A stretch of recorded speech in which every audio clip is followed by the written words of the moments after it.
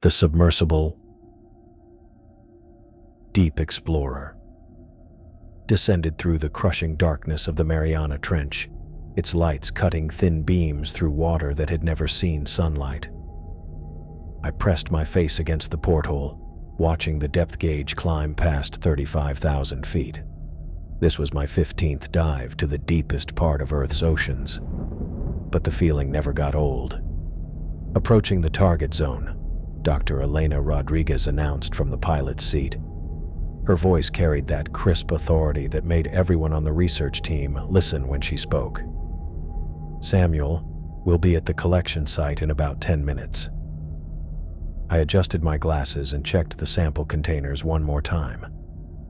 Today's mission was straightforward: collect sediment samples from a specific coordinate where our sonar had detected unusual mineral formations.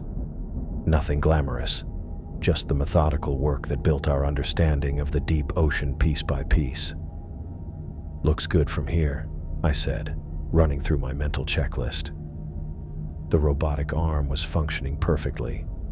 The sample containers were secure, and the external cameras were recording everything. Dr. Sarah Kim had spent 2 hours that morning calibrating the equipment, and it showed. The submersible settled onto the seafloor with a gentle bump. Through the porthole, I could see the barren landscape of the abyssal plain stretching away into blackness.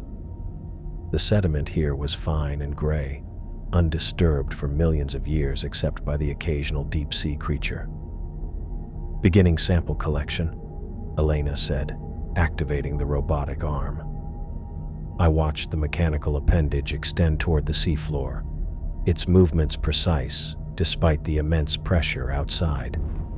I suited up in the atmospheric diving suit, a bulky contraption that would let me work outside the submersible while maintaining normal pressure inside. The suit felt familiar after years of deep-sea research, though I never quite got used to the way it made every movement feel like I was moving through thick syrup. "External operations commencing," I reported into the comm system. Elena gave me a thumbs up through the porthole as I cycled through the airlock. The seafloor felt solid beneath my weighted boots. My helmet lights illuminated maybe 20 feet in any direction before the darkness swallowed everything. I moved methodically toward the sample site, the umbilical cord connecting me to the submersible trailing behind like a lifeline. The work was routine at first. I collected sediment samples from 3 different locations, each one going into a separate container with careful labeling. The robotic arm from the submersible helped with the heavier equipment, while I handled the delicate work that required human judgment. That's when I saw it. Something massive moved past the edge of my lights, just at the very limit of visibility. Not the slow drift of a jellyfish or the darting motion of a deep-sea fish. This was something big, moving with clear purpose through the water column about 50 feet away. I turned my helmet lights toward where I'd seen the movement, but there was nothing there, just empty water and darkness. "Elena, are you getting anything on sonar?" I asked through the comm. "Negative." "Why? What's going on out there?" I kept my lights trained on the area where I'd seen the movement. "Thought I saw something. Probably just my imagination." But even as I said it, I knew that wasn't true. I'd been diving in deep water for 15 years, and I knew the difference between tricks of light and something real. Whatever I'd seen had been enormous, bigger than any whale, bigger than anything that should exist at this depth. I continued working, but kept glancing over my shoulder. The feeling of being watched was impossible to shake, even though I knew how ridiculous that sounded. Nothing lived down here except microscopic organisms and the occasional deep-sea fish. Then I saw it again. This time it was closer, maybe 30 feet away. A dark shape that seemed to absorb my lights rather than reflect them. It moved with a fluid grace that didn't match any creature I knew, undulating through the water like it was flying rather than swimming. I fumbled for the camera controls on my suit, trying to get the external recording system pointed in the right direction. But by the time I managed to activate the camera and swing it around, whatever I'd seen was gone. "Samuel, your heart rate just spiked." Elena's voice crackled through the comm. "Everything okay out there?" I realized I was breathing hard, fogging up my helmet visor. "Yeah, I'm fine. Just thought I saw something again." "What kind of something?" I hesitated. How do you describe something you barely glimpsed in the darkness? "Large, moving with purpose. Definitely not a fish or jellyfish." "Could it be debris from the surface? Sometimes things sink down here that we don't expect." "No, this was alive. I'm sure of it." I finished collecting the samples as quickly as I could, constantly scanning the darkness around me. Whatever I'd seen didn't show itself again, but I couldn't shake the feeling that it was still out there, watching from beyond the reach of my lights. The return to the submersible felt like the longest walk of my life. Every shadow seemed to move. Every shift in the water made me turn my head. By the time I cycled back through the airlock, my hands were shaking. "Get anything interesting?" Elena asked as I started removing the atmospheric suit. "The samples look good. Lots of unusual mineral content, just like the sonar suggested." I paused, then decided to tell her the truth. "But Elena, I saw something out there. Something big." She turned in her pilot's seat to look at me directly. "How big?" "Bigger than this submersible, maybe twice the size. It moved like it knew exactly where it was going." Elena was quiet for a moment, processing what I'd told her. She'd been leading deep-sea expeditions for over 20 years, and I knew she'd heard plenty of stories from researchers who thought they'd seen things in the darkness. "Did you get it on camera?" I tried, but it was gone before I could get a clear shot. "Well, let's review the footage when we get back to the surface. Sometimes the cameras pick up things we miss with our eyes." The ascent to the surface took 3 hours. I spent most of that time staring out the porthole, wondering what was moving through the darkness below us. Elena focused on piloting the submersible, but I caught her glancing at me more than once. When we finally broke the surface, the research vessel, Ocean Pioneer, was waiting for us. The crane lifted our submersible out of the water and onto the deck, where Dr. James Morrison and Dr. Sarah Kim were waiting with the rest of the team. "How'd it go down there?" James asked as we climbed out of the submersible. His Irish accent always became more pronounced when he was excited about potential discoveries. "Good sample collection," Elena reported. "Samuel had an interesting encounter, though." I felt my face flush as the team gathered around. Michael Torres, our research assistant, looked particularly interested. At 26, he was always eager to hear about anything unusual from the deep dives. "I saw something," I said, trying to keep my voice matter-of-fact. "Something large moving through the water, bigger than any known deep-sea species." Dr. Sarah Kim adjusted her glasses, a habit she had when she was thinking through technical problems. "Did the sonar pick up anything?" "Nothing," Elena said. "But that doesn't necessarily mean anything. Our sonar has limitations at that depth." "What did it look like?" James asked, stroking his beard thoughtfully. I tried to put what I'd seen into words. "Dark, fluid movement like it was designed for deep water. It moved with purpose, not like something just drifting with the current." "Could it have been a whale?" Michael suggested. "Sometimes they dive deeper than we expect." "No whale moves like that, and nothing that size should be able to survive at 35,000 feet. The team exchanged glances. I could see the skepticism in their faces, mixed with professional curiosity. In marine biology, extraordinary claims required extraordinary evidence, and I had none. "Let's review the camera footage." Sarah suggested. "Maybe we caught something you missed." We spent the next 2 hours going through every frame of video from the dive. The external cameras had recorded everything, but the footage showed nothing but empty water and sea floor. Whatever I'd seen had either been outside the camera's range or had somehow avoided being recorded. "I know what I saw," I said, as we finished reviewing the last of the footage. "I believe you," Elena said. "The deep ocean is full of species we haven't discovered yet. Just because we didn't get it on camera doesn't mean it wasn't there." But I could see the doubt in the team's faces. Without evidence, my sighting was just another story from the depths, the kind of thing that happened when researchers spent too much time in the crushing darkness of the deep ocean. That night, I lay in my bunk aboard the research vessel, listening to the sound of waves against the hull. The ship rocked gently in the Pacific swells, and I could hear the distant hum of the engines maintaining our position above the trench. I closed my eyes and tried to sleep, but my mind kept returning to what I'd seen.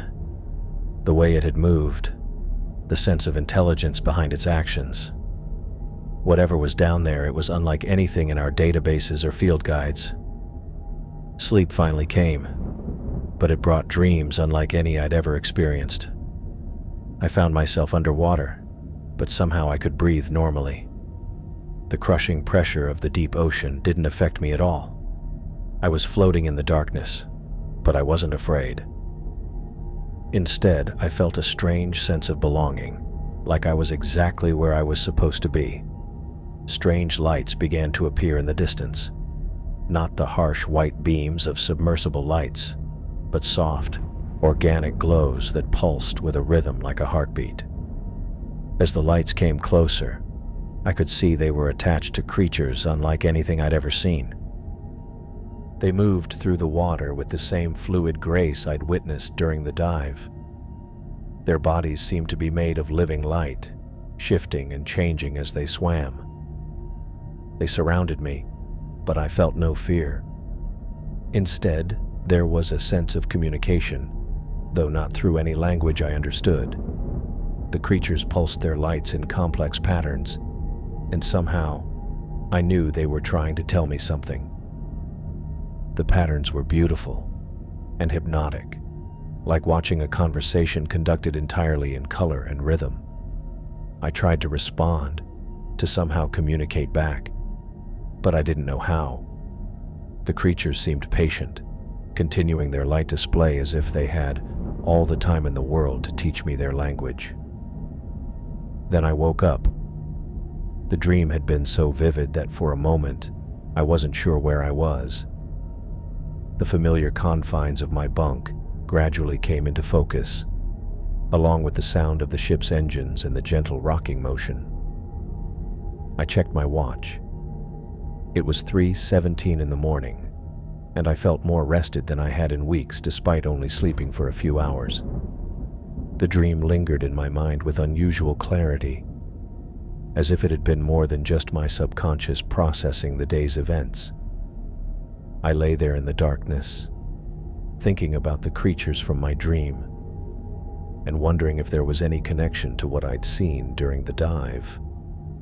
The rational part of my mind dismissed it as just my brain trying to make sense of an unusual experience. But another part of me, the part that had spent years studying the mysteries of the deep ocean, wondered if there might be more to it than that. The ship continued its gentle rocking motion, and eventually I drifted back to sleep. But the image of those glowing creatures and their pulsing light patterns stayed with me, as clear and vivid as if I'd actually been there in the depths with them. I woke up with salt water still on my lips, even though I was lying in my narrow bunk aboard the Ocean Pioneer. The dream had been so vivid I could swear I'd actually been breathing underwater, surrounded by those glowing creatures that pulsed with soft blue light. Their tentacles had reached toward me, like they were trying to communicate something important, and I'd felt this overwhelming sense of belonging down there in the depths. I sat up and rubbed my eyes, trying to shake off the lingering images. My mind was probably just processing yesterday's encounter with that massive creature I'd seen during the dive. That had to be it. After 15 years of deep-sea research, I'd never experienced anything like what happened down there at 35,000 feet. So it made sense my brain would work overtime trying to make sense of it all. The ship rocked gently as I got dressed, pulling on my usual khaki pants and button-down shirt. Through the small porthole, I could see the endless expanse of Pacific Ocean stretching to the horizon. We were still positioned over the Mariana Trench, and somewhere far below us lay the mysterious coordinates where I'd collected those sediment samples. I made my way to the galley for coffee, nodding to Michael Torres as he passed in the narrow corridor. The young research assistant looked alert despite the early hour, probably eager to continue analyzing yesterday's samples. The ship's engines hummed steadily beneath my feet, a constant reminder that we were floating above one of the deepest places on Earth. "Morning, Samuel." Dr. Elena Rodriguez called from her usual spot at the corner table, reviewing charts with her coffee. "Sleep well?" "Well enough," I said, pouring myself a cup from the pot. The coffee was strong and bitter, exactly what I needed to clear my head. "Just some strange dreams." Elena looked up from her charts.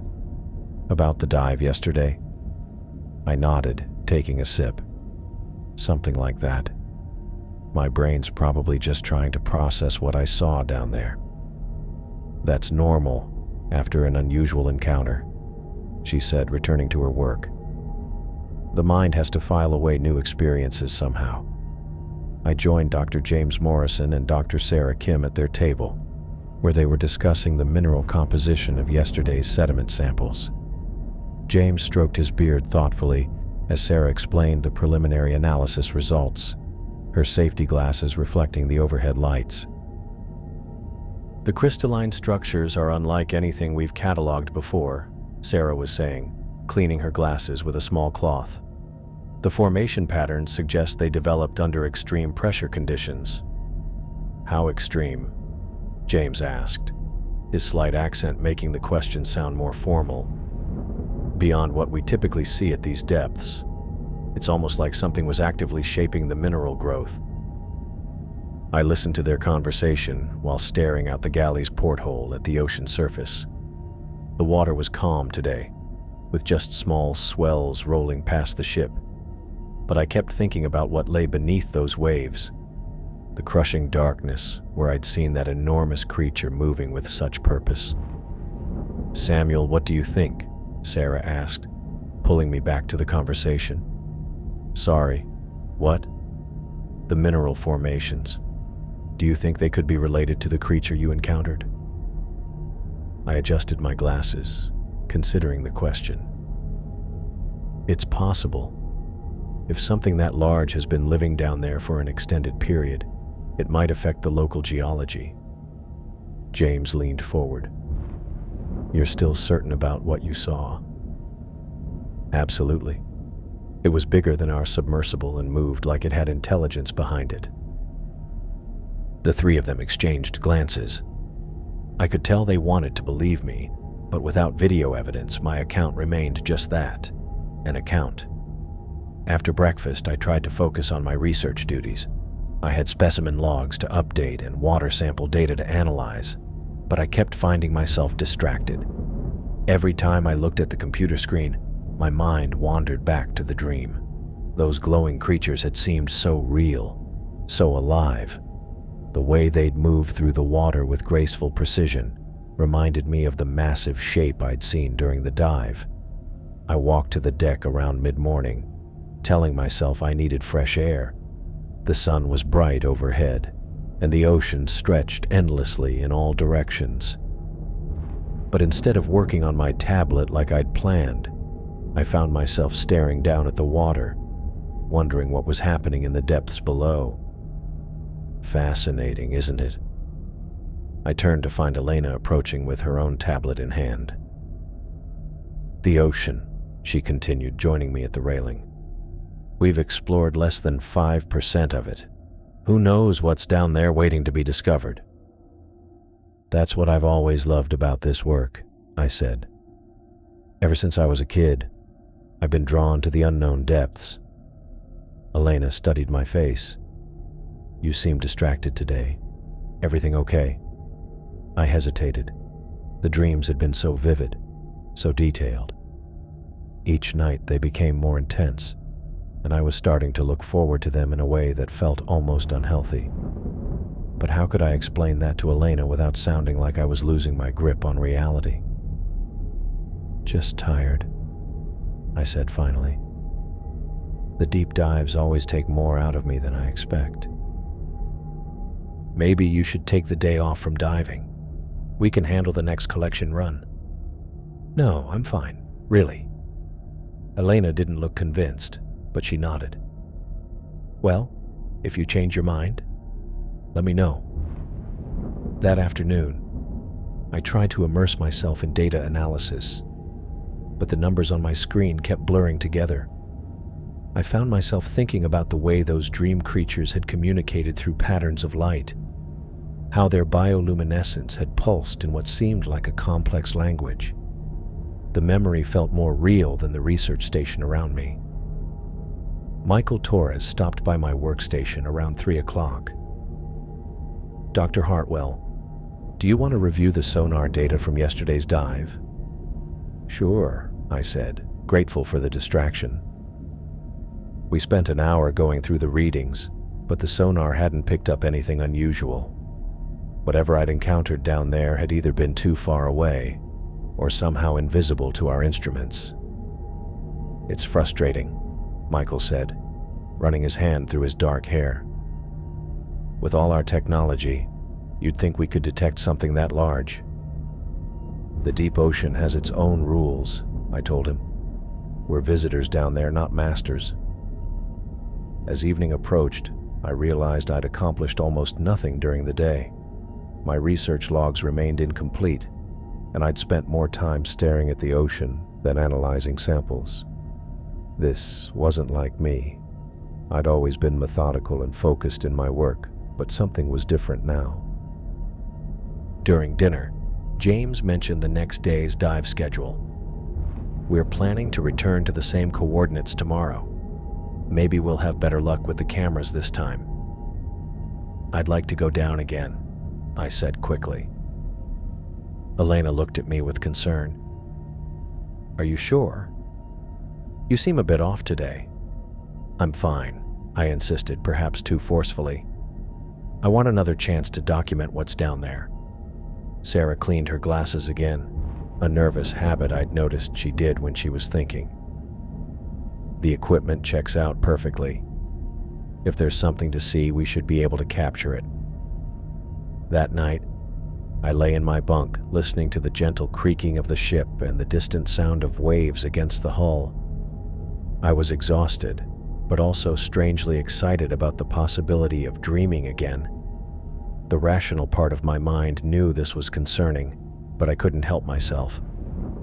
When sleep finally came, the dream was more vivid than ever.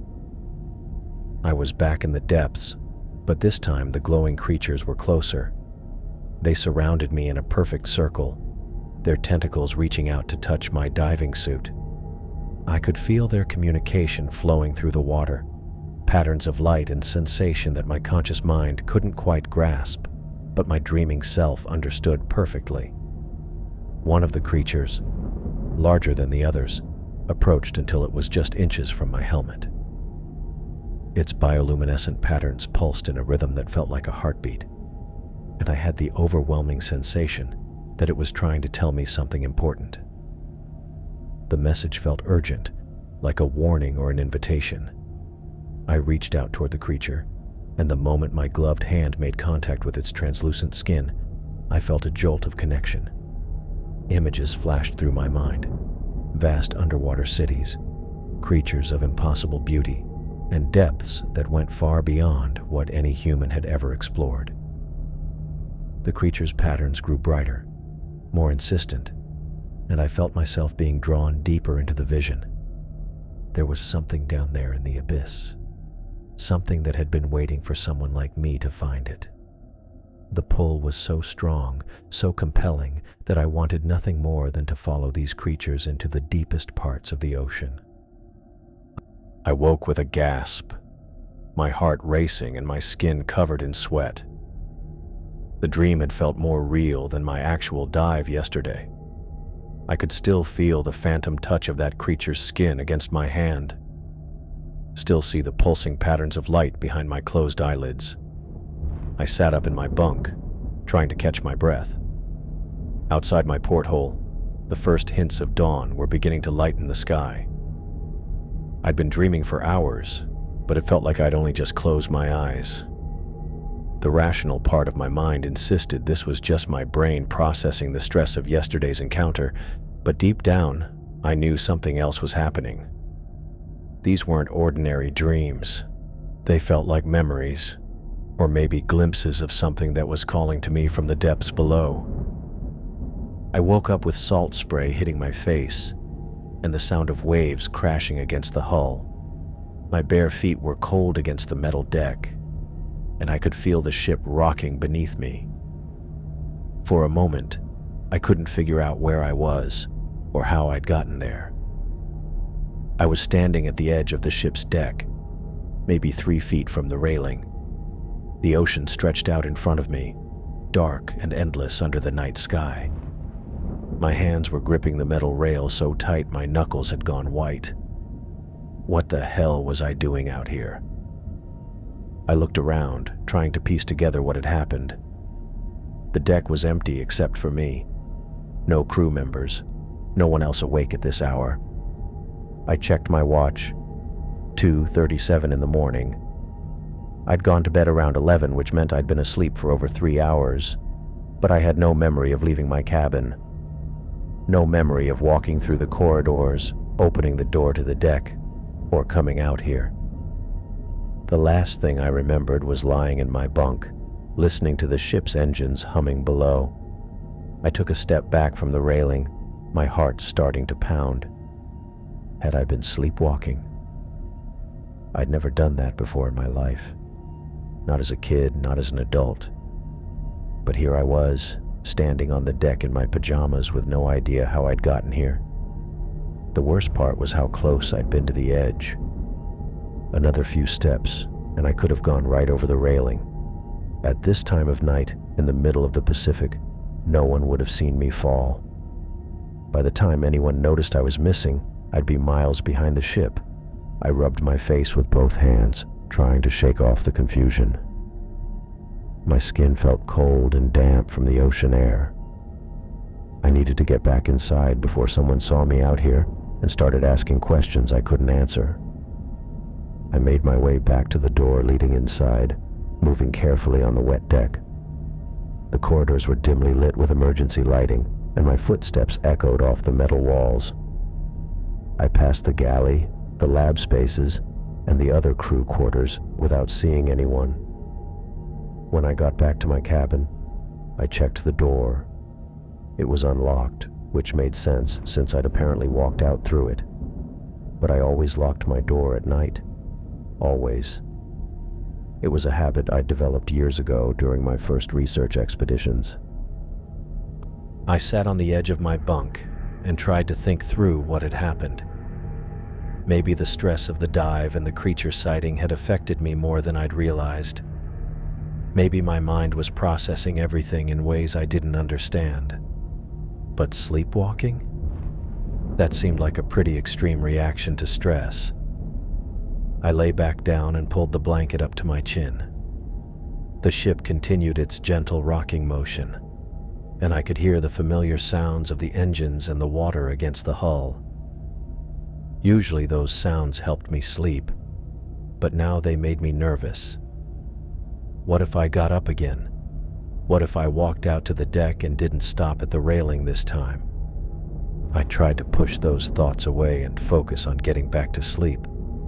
I had work to do tomorrow, samples to analyze, data to review. I couldn't afford to spend the night worrying about something that was probably just a one-time thing. But sleep, didn't come easily. Every time I started to drift off, I'd jerk awake, afraid I might be getting up without knowing it. I must have checked the time a dozen times before I finally fell asleep around 5 in the morning. The next day, I felt like I'd been hit by a truck. My head was foggy, my eyes burned, and I could barely focus on the simplest tasks. During breakfast, Elena asked if I was feeling okay. Just didn't sleep well, I told her, which was true enough. Still having those dreams? James asked. I nodded, not wanting to get into the details about the sleepwalking. How could I explain that I'd woken up on the deck with no memory of getting there? They'd think I was losing my mind. Sarah looked up from her coffee. Maybe you should take something to help you sleep. We've got some mild sedatives in the medical kit. I'll be fine, I said quickly. Just need to adjust to being back on the ship. But I wasn't fine. That night, the same thing happened again. I woke up standing at the railing, this time even closer to the edge. My hands were already reaching for the top rail, like I'd been about to climb over it. The realization hit me like a punch to the gut. I hadn't just been sleepwalking to the deck. I'd been trying to get into the water. I stumbled back to my cabin, my whole body shaking.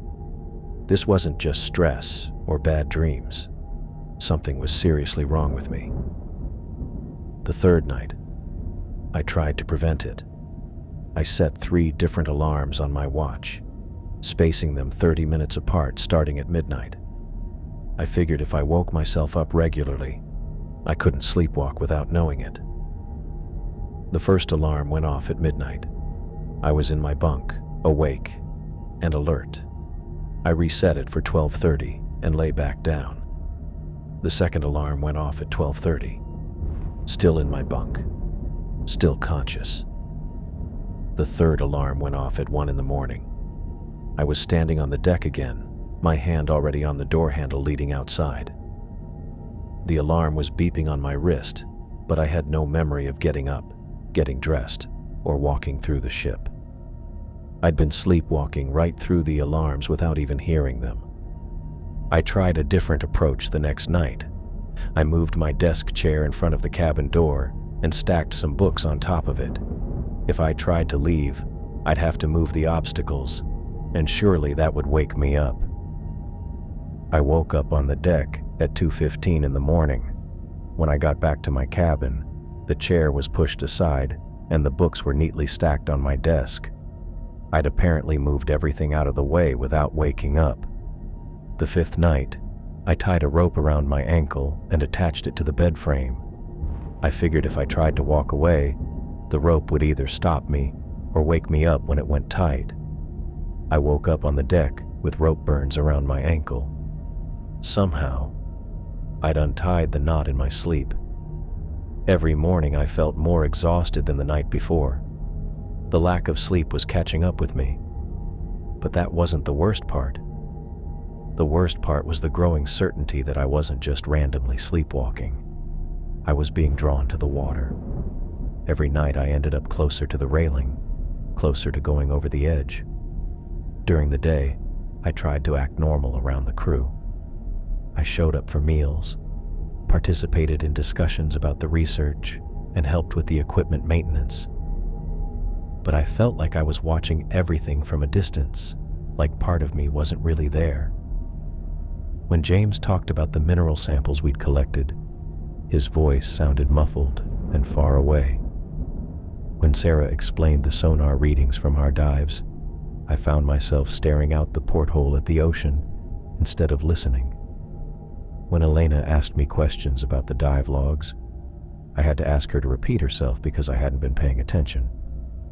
It was like part of my mind had stayed down in the depths, 35,000 feet below the surface. The part of me that was still on the ship felt incomplete, disconnected from everything around me. Michael noticed it first. On the 6th day, he approached me while I was supposed to be updating the specimen database. "Dr. Hartwell, you've been staring at that same entry for 20 minutes.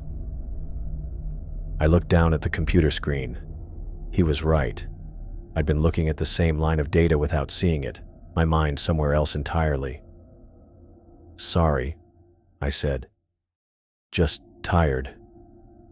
"Maybe you should get some rest," he suggested. "You look like you haven't slept in days." He wasn't wrong. The sleepwalking episodes were getting longer each night. I was spending more time on the deck, standing at the railing, staring down at the dark water. Sometimes I'd wake up with my hands already gripping the top rail, like I'd been about to pull myself over. The dreams were getting more vivid, too. Every night I found myself swimming through the depths, surrounded by those glowing creatures. They seemed to be trying to tell me something, their lights pulsing in patterns I almost understood. In the dreams, I could breathe underwater as easily as breathing air. The pressure didn't bother me. The cold didn't affect me. I belonged down there with them. When I woke up on the deck each morning, I felt like I was being torn away from where I was supposed to be. On the 7th night, I woke up with my leg already over the railing.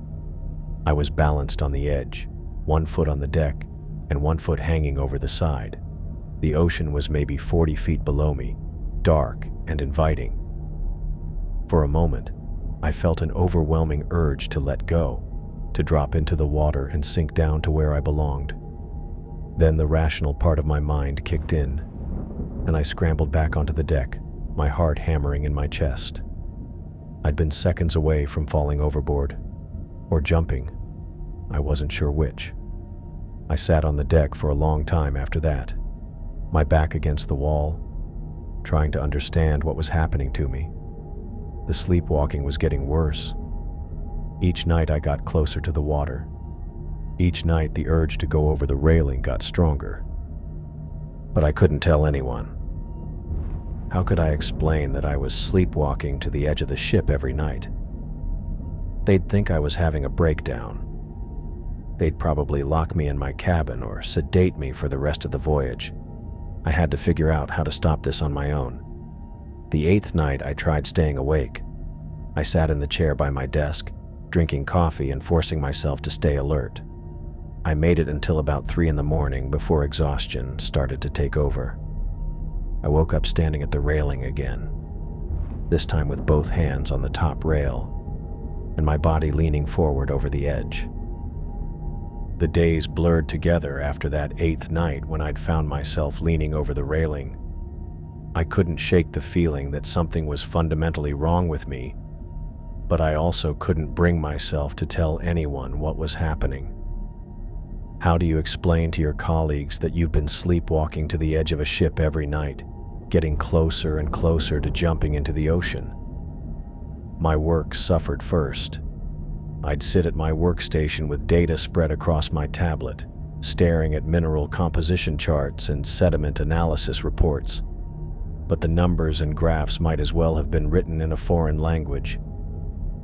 My mind kept drifting to the water beyond the ship's hull. I could hear it constantly now, the rhythm of waves against the vessel, the deep rumble of the ocean that seemed to call to something inside me. "Samuel, did you finish reviewing the spectral analysis from sample site 3? Dr. Sarah Kim asked during our morning briefing on the 10th day. I looked down at my tablet. The file was still unopened from yesterday. "I'm working on it," I said. "You said that yesterday," she replied, adjusting her safety glasses. "And the day before." Dr. James Morrison glanced up from his own work. "Everything all right, mate? You seem a bit off lately." "Just tired," I said, which wasn't entirely a lie. The sleepwalking episodes left me exhausted every morning, even when I managed to catch a few hours of actual sleep. But it wasn't just the work. I found myself spending more and more time on deck, standing at the railing and staring down into the water. The ocean looked different now. Not just blue-green surface water, but something deeper and more alive. Sometimes I thought I could see shapes moving far below, dark forms that reminded me of my dreams. Michael Torres found me there one afternoon, gripping the rail so tightly my knuckles had gone white. "Dr. Hartwell," he said, "you've been out here for 2 hours." Had I? I checked my watch. It was 3:30 in the afternoon. The last thing I remembered was finishing lunch around noon. "Just getting some air," I said. Michael looked concerned. "Dr. Rodriguez was looking for you. She wanted to discuss the dive schedule for next week." Next week. The thought of going back down into the depths should have excited me. But instead I felt a strange mix of anticipation and dread. Part of me wanted to return to where I'd seen that creature. But another part, the rational part that was getting quieter each day, knew something was very wrong with me. I found Elena in the communications room, reviewing weather reports on her tablet. "There you are," she said without looking up. "We need to talk about the upcoming dives. I'm thinking we should focus on the eastern quadrant next, where the sonar picked up those unusual formations." "Sounds good," I said, though I wasn't really listening. Through the porthole, I could see the ocean stretching endlessly in all directions. Elena followed my gaze. "Samuel, are you sure you're feeling all right? You've seemed distracted lately." "I'm fine." "Because if you need to take a break from diving duties, that's perfectly understandable. What you experienced down there was unusual, and it's normal to need time to process." I said I'm fine. The words came out sharper than I'd intended. Elena set down her tablet and looked at me directly. "When's the last time you submitted a research report? Or attended a full team meeting without staring out the window?" I couldn't remember. The past week felt like a haze of sleepwalking episodes and lost time during the day. "I've been working." "On what?" "Because Sarah says you haven't reviewed any of the spectral data, James hasn't received your geological assessments, and Michael told me you spent 3 hours yesterday standing on deck without moving." I was thinking. About what? About the water. About the dreams that felt more real than waking life. About the creature I'd seen in the depths, and the way it had looked at me with what seemed like intelligence. About the growing certainty that something was calling to me from below. "Research," I said. Elena studied my face for a long moment. "Samuel, I'm going to ask you directly. Are you sick? Because your behavior has changed dramatically since that dive, and I'm starting to worry about your mental state." The rational part of my mind knew she was right. I should tell her about the sleepwalking, about the lost time, about the way I felt drawn to the water with an intensity that scared me. But a stronger part, a part that seemed to grow more dominant each day, refused to let me speak. "I'm not sick," I said. "I'm just tired." "Then get some rest. That's an order. I want you to skip the afternoon briefing and go to your cabin." I nodded and left the communications room, but instead of going to my cabin, I found myself back on deck. The sun was starting to set, painting the water in shades of orange and red. I stood at the railing and watched the colors shift and change, feeling that familiar pull toward the depths. Hours passed. The sun disappeared completely, leaving only the ship's lights to illuminate the dark water below. I should have been in my cabin, should have been trying to sleep, but I couldn't make myself leave the railing. "Dr. Hartwell?" I turned to see Michael Torres approaching cautiously. He looked nervous, which was unusual for him. "It's almost midnight," he said. "Dr. Rodriguez asked me to check on you." Midnight. I'd been standing here for over 4 hours without realizing it. "I was just getting some air," I said. "Maybe you should head inside now, get some sleep." I looked back at the water. In the darkness, I could swear I saw lights moving far below the surface. The same glowing patterns from my dreams. They seemed to pulse in rhythm with my heartbeat. Dr. Hartwell. Michael's voice sounded far away, even though he was standing right next to me. The lights below grew brighter. I leaned forward over the railing, trying to get a better look. They were beautiful, hypnotic. They seemed to be calling to me, inviting me to join them in the depths where I belonged. "Sir, you need to step back from the railing." Michael's hand touched my arm, and suddenly the spell broke. But instead of feeling grateful for his intervention, I felt a surge of rage so intense it took my breath away. How dare he interfere?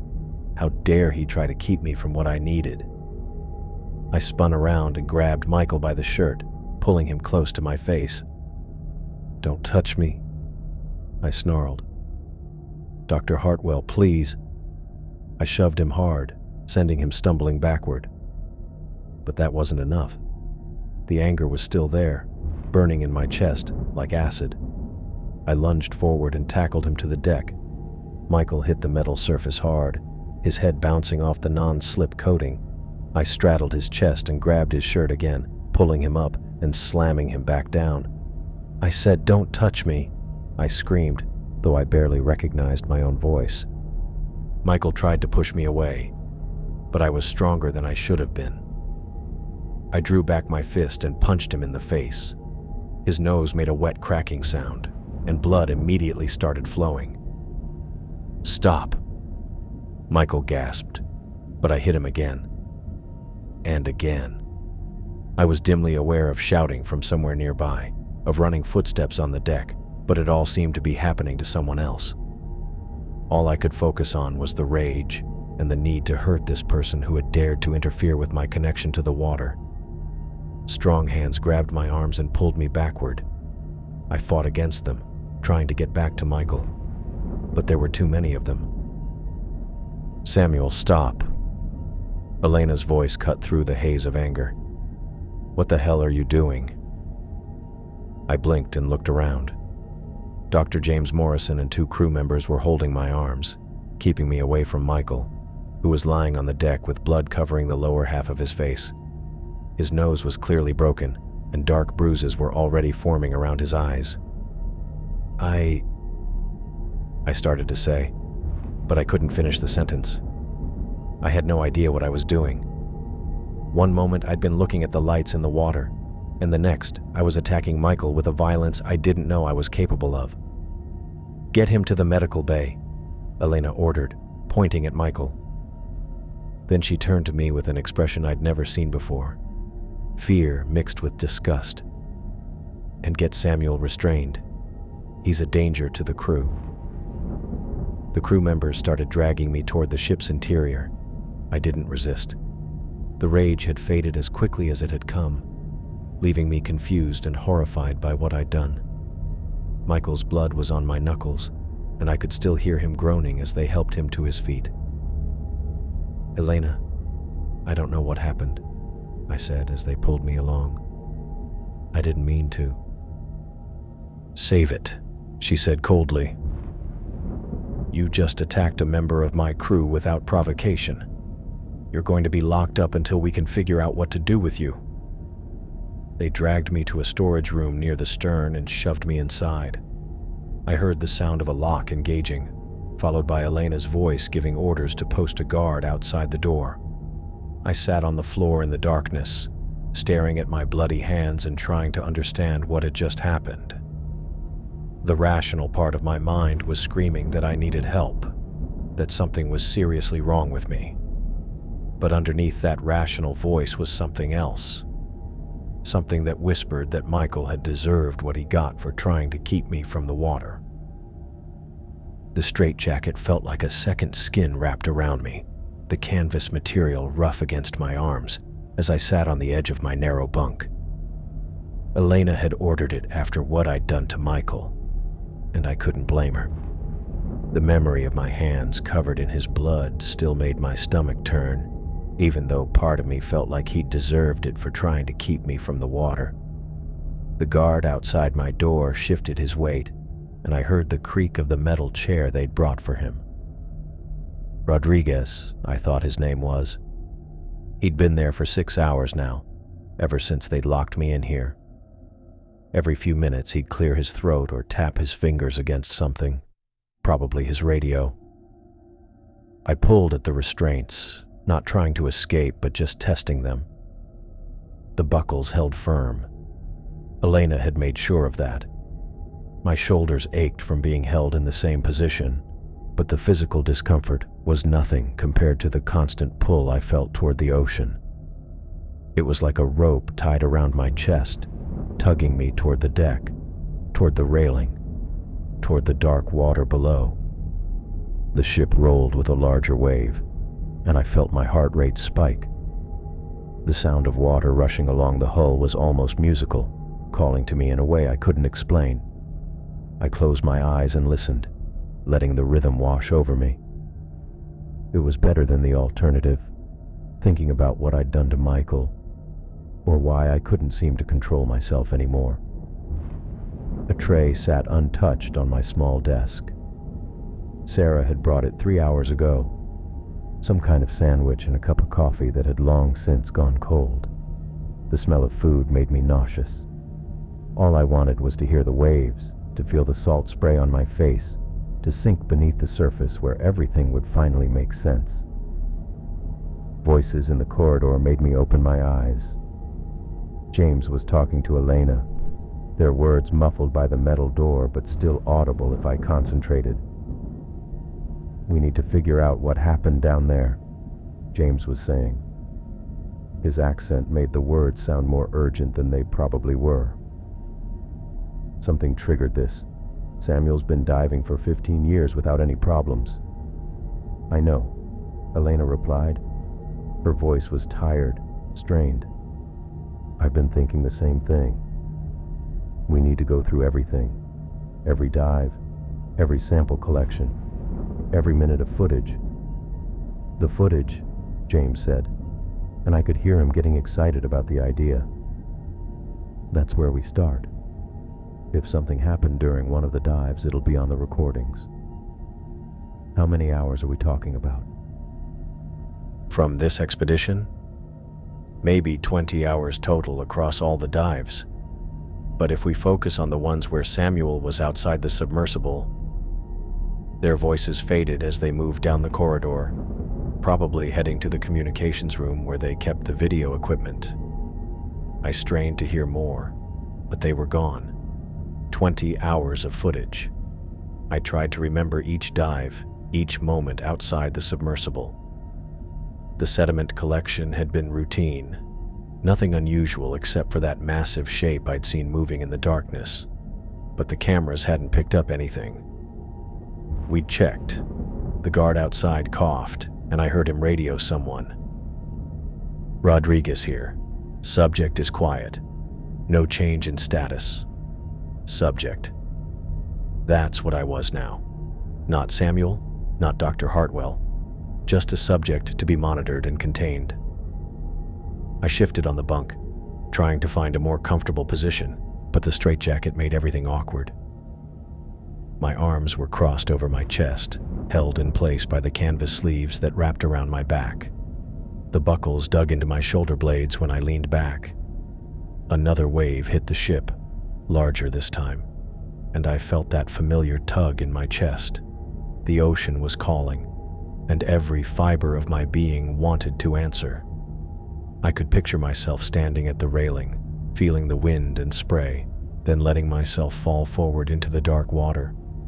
The thought should have terrified me, but instead it brought a strange sense of peace. Something moved under my skin. I froze, not sure if I'd imagined it.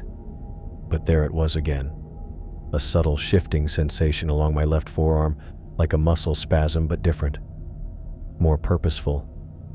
I looked down at my arm, but the straitjacket covered everything except my hands. The sensation moved up toward my shoulder, a gentle rippling under the surface. I tried to shake my arm, but the restraints held me too tightly. Whatever was happening, I couldn't see it or stop it. "What the hell?" I whispered to myself. The movement stopped as suddenly as it had started. I waited, holding my breath, but nothing happened. Maybe I was losing my mind completely now. Maybe the stress and lack of sleep were making me hallucinate things that weren't there. But deep down, I knew that wasn't true. Something was wrong with me. Something that went beyond simple exhaustion or psychological breakdown. The dreams, the sleepwalking, the violent rage I'd felt toward Michael. None of it was normal. And now this strange sensation under my skin. I thought about the creature I'd seen during that last dive, the massive shape moving through the water with such purpose. The cameras hadn't detected it, but I knew what I'd seen. It had been real, and it had been watching me. The guard's radio crackled again. "Rodriguez, this is Morrison. How's our patient?" "Still quiet, sir. No movement for the past hour." "Good. We're setting up the video equipment now. This might take a while." "Copy that." James and Elena were really going through with it, reviewing every second of footage from our dives. Part of me hoped they'd find something, some explanation for what was happening to me. But another part, a part that seemed to be growing stronger, didn't want them to discover anything at all. The ship rolled again, and I felt that irresistible pull toward the water. My hands clenched into fists inside the straitjacket's sleeves, and I had to fight the urge to struggle against the restraints. The rational part of my mind knew I needed help, knew that whatever was wrong with me was dangerous.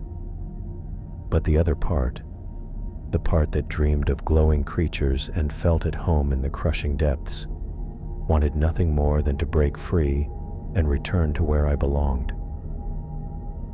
I closed my eyes and tried to focus on something else, but all I could hear was the sound of waves against the hull. The rhythm was hypnotic, almost like a heartbeat. My own pulse seemed to sync with it, and I felt my breathing slow. The sensation under my skin returned, stronger this time. It started in my chest and spread outward, a gentle undulation that felt almost like something swimming through my bloodstream. I opened my eyes and looked down, but the straitjacket still covered everything. "Rodriguez," I called out, my voice hoarse from not speaking for hours. The guard's chair creaked. "Yeah? You need something?" I wanted to tell him about the movement under my skin, about the strange sensations I was experiencing, but the words wouldn't come. Instead, I found myself saying, "How long until we reach port?" 3 days, maybe 4. Depends on the weather." 3 days. The thought filled me with a mixture of relief and dread. Relief because maybe at port they could get me the help I needed. Dread because every hour we traveled away from the deep ocean made the pull stronger, made the need to return more desperate. I heard footsteps in the corridor, multiple people walking with purpose. Elena's voice carried clearly as they passed my door. "Sarah, I need you to focus on the external camera feeds. James, you take the interior shots. I want every frame analyzed." "What exactly are we looking for?" Sarah asked. "Anything unusual, any anomaly, no matter how small." Their voices faded as they continued toward the communications room. I pictured them hunched over monitors, scrolling through hours of underwater footage, looking for some clue to explain my condition. They were good scientists, methodical and thorough. If there was something to find, they'd find it. The movement under my skin intensified, spreading down my arms and up toward my neck. It felt like tiny currents of electricity, but warmer, more organic. I tried to move my shoulders, but the straitjacket held me firmly in place. Whatever was happening to me, it was getting stronger. The sensation reached my neck, and I felt a strange tingling where it touched. My vision blurred for a moment, and I had to blink several times to clear it. The guard outside shifted again, and I heard him yawn. He'd been on duty for hours now, and fatigue was probably setting in. Good. If whatever was moving under my skin decided to do something more dramatic, I didn't want him calling for backup immediately. I tested the straitjacket again, pulling gently at the sleeves. The canvas was thick and well made, designed to hold someone much stronger than me. But as the strange sensations continued to flow through my body, I felt different somehow. More aware, more connected to something I couldn't name. The ship hit another wave, and this time the sound of rushing water made me gasp. It was like hearing my name called from a great distance. Every cell in my body wanted to respond, to move toward that sound, to dive deep and never surface again. Focus, I whispered to myself. Stay focused. But focusing was becoming harder by the minute. The rational part of my mind that understood I was sick, that knew I needed help, was being overwhelmed by something else. Something that felt ancient and patient and utterly alien. More footsteps in the corridor, this time moving quickly. Michael's voice, though it sounded different, nasal and thick from his broken nose. "Elena, you need to see this," he said as they passed my door. "We found something in the footage from Dive 7. Dive 7. That was the one where I'd seen the creature, where I'd collected samples from the deepest site." My heart started racing, though I wasn't sure if it was from excitement or fear. The guard's radio crackled. "Rodriguez, report to the communications room. Bring the subject." "Copy that." I heard him stand up, keys jingling as he unlocked my door. The metal hinges creaked as it swung open, and Rodriguez stepped inside. He was a big man, probably in his 40s, with graying hair and tired eyes. "Time to go," he said. "They want to show you something." He helped me stand, keeping one hand on my arm as we walked down the narrow corridor. The straitjacket made it awkward to move, and I had to shuffle to keep my balance. The sensation under my skin was still there, stronger now, like something was responding to our movement toward the communications room. We passed the galley, where the smell of coffee made my empty stomach clench. I hadn't eaten in almost 12 hours, but food was the last thing on my mind. All I could think about was what they'd found in the footage, and whether it would explain what was happening to me. The communications room was crowded when we arrived. Elena stood behind Sarah, who was seated at the main monitor. James was off to one side, adjusting something on a secondary screen.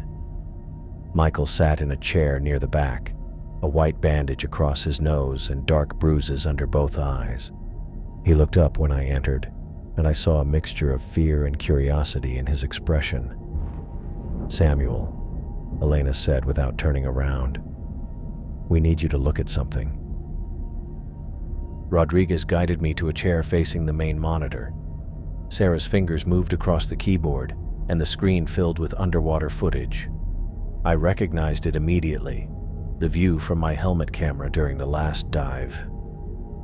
"This is from when you were collecting samples at Site 3, Sarah said. "Watch the timestamp. 43 minutes, 18 seconds. The footage showed my gloved hands working with the sediment containers, the robotic arm visible in the background. Everything looked normal, routine. But then Sarah paused the video and zoomed in on something at the edge of the frame. "There," she said, pointing at the screen. "Do you see it?" I leaned forward as much as the straitjacket would allow.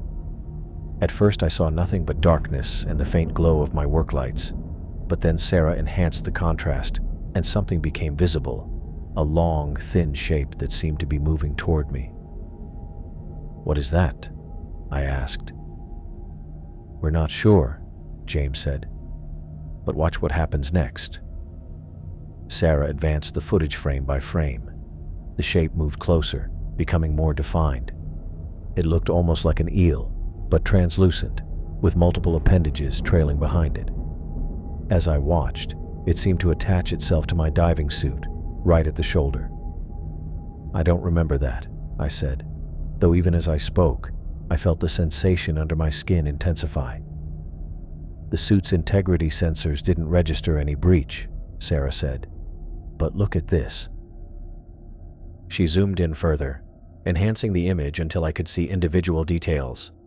The creature, because that's what it clearly was, had multiple thin appendages that seemed to be penetrating the suit's material. Not tearing it, but somehow passing through it. That's impossible, I said. The suit's made of reinforced polymer. Nothing that small could penetrate it. Unless it's not actually penetrating the material, Elena said quietly. Unless it's doing something else entirely. Sarah advanced the footage a few more frames. The creature's appendages seemed to reach my skin, and at that exact moment, the camera shook slightly. My breathing, audible through the suit's comm system, became faster and more irregular. That's when your vitals spiked, Elena said. Heart rate, blood pressure, brain activity. Everything jumped at exactly that moment. I stared at the screen, watching this impossible creature attach itself to my suit. The rational part of my mind wanted to deny what I was seeing, to find some other explanation.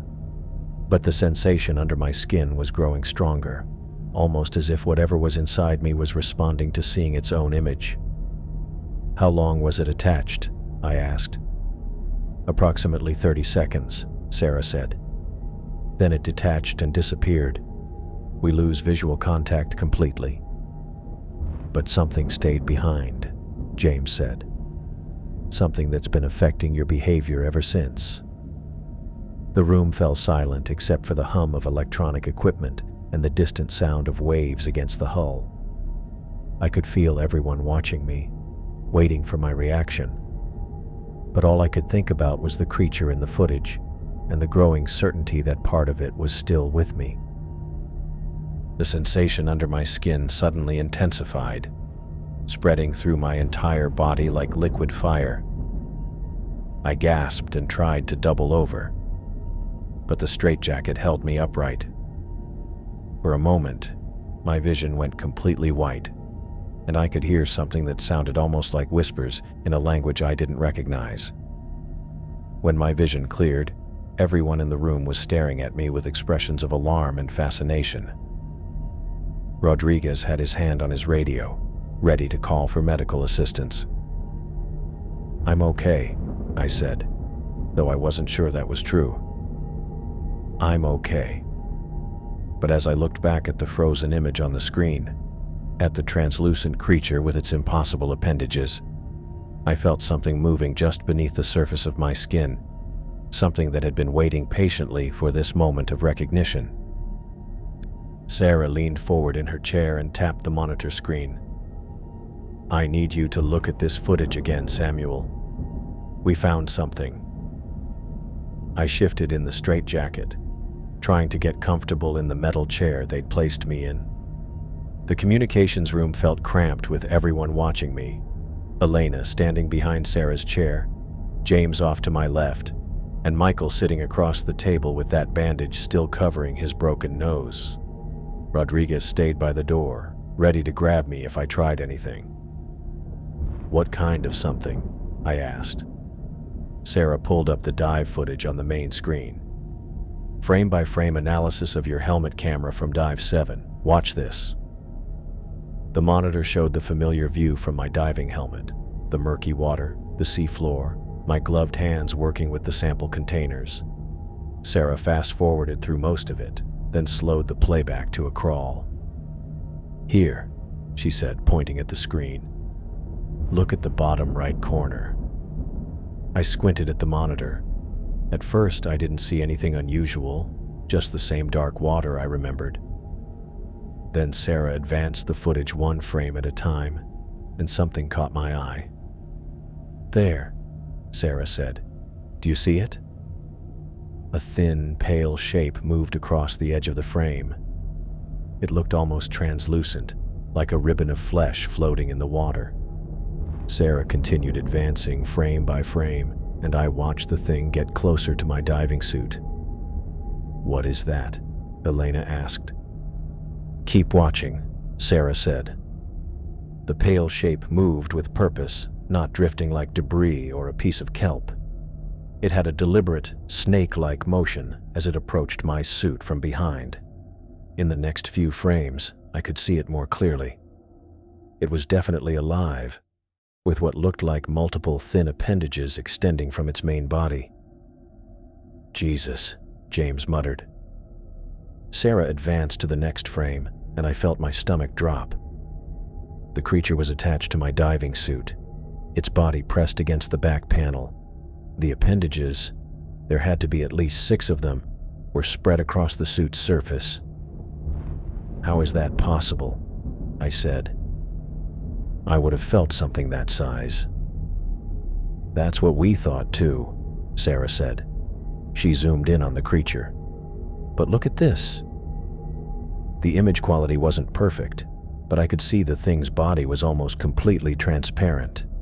Its appendages looked more like tentacles than arms, and they seemed to be penetrating the suit's material somehow. "The suit's integrity sensors never registered a breach," Sarah said. "According to all our readings, your suit remained completely sealed throughout the dive." "Then how did it get through?" Elena asked. Sarah shook her head. "I don't know. The suit material is designed to withstand extreme pressure and resist punctures. Nothing should be able to penetrate it without triggering the breach alarms." I stared at the screen, watching the creature's appendages spread across my suit like fingers. The thing looked almost delicate, but there was something unsettling about the way it moved. It wasn't random or instinctive. It seemed calculated. "Show me the next part," I said. Sarah advanced the footage. The creature remained attached for several more frames, its body undulating slightly in the water. Then, in one frame, I could see something that made my skin crawl. The appendages weren't just touching the suit. They appeared to be going through it, reaching inside. "That's impossible," I said. "We thought so too," James said. "But we've analyzed this footage for hours. That thing is definitely making contact with something inside your suit."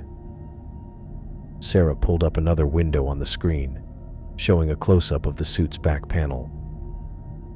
"We found microscopic tears in the suit material after you returned, tiny punctures that our sensors couldn't detect during the dive." I felt a chill run down my spine. "You're saying it got through my suit?" "More than that," Elena said. "We think it made contact with your skin." The room went quiet, except for the hum of the ship's engines. I stared at the frozen image on the screen, trying to process what they were telling me. The creature's transparent body looked almost ethereal in the helmet camera's lights, but those appendages were definitely real. "How long was it attached?" I asked. Sarah checked the timestamp. "About 47 seconds. Then it detached and disappeared back into the darkness." "And you think this thing is what's been affecting my behavior?" Elena nodded. "It's the only explanation that makes sense. Your symptoms started right after that dive. The sleepwalking, the compulsion to get to the water, the violent episode with Michael." I looked over at Michael, who was watching me with a mixture of fear and curiosity. The bandage across his nose reminded me of what I'd done to him, and I felt that familiar wave of guilt mixed with something else. Something that didn't feel entirely like my own emotion. "What kind of creature is it?" I asked. "We don't know," Sarah said. "Nothing in our databases matches its characteristics. The transparency, the ability to penetrate sealed materials, the apparent intelligence. It's unlike anything we've encountered." James leaned forward. "Samuel, do you remember feeling anything during that part of the dive? Any sensation of contact or pressure?" I tried to think back to that moment on the seafloor.